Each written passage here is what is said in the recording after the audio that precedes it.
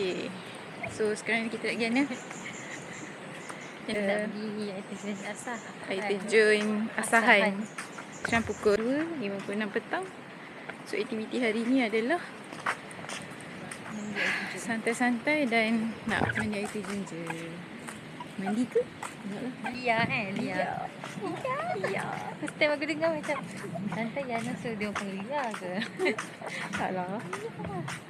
Lia. Tak time buat aktiviti dalam hutan macam ni kena ada nama lain. Kau tak boleh bagi nama betul. Mirai. So orang tahu, oh okay, itu nama. Ikut. Ikut.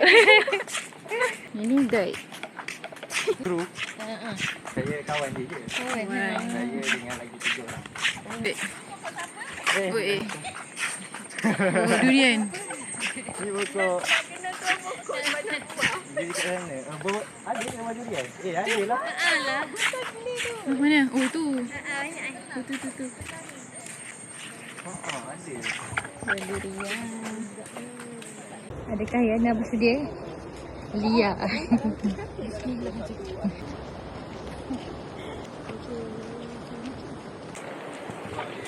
Anda bersedia? Kita semua mabuk. Tak dapat mabuk tu. Jangan keluar je. Mereka datang. Dah sampai lah satu tempat. Kaki dia nanti kita naik atas. Yang cemukut dengan juara yang wishlist tapi tak jumpa je. Sampai Dia juara. kan lain. Dia kena ambil, dia mesti jauh sikit yang dia kena.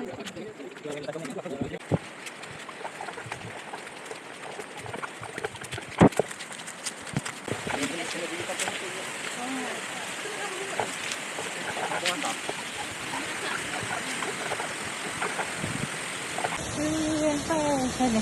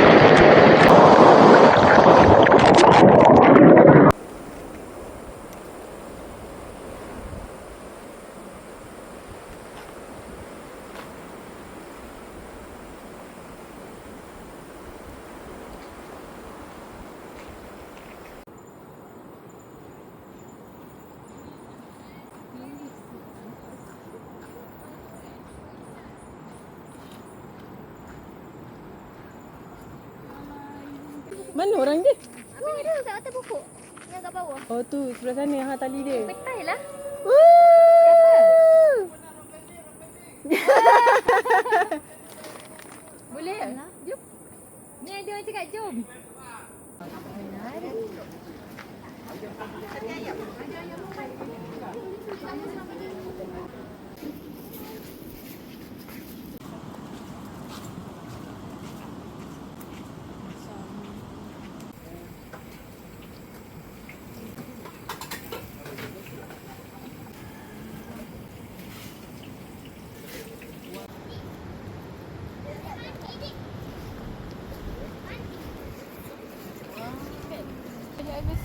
Macam tenang je kat sekolah kat Awak sini. pun sekolah sini ke?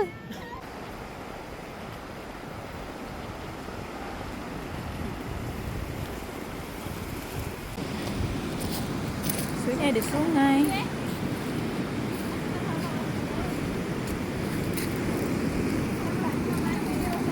Sungai bertemu laut.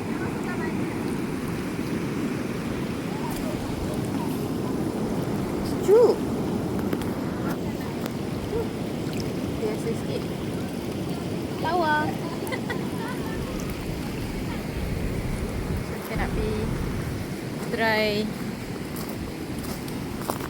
mandi pantai.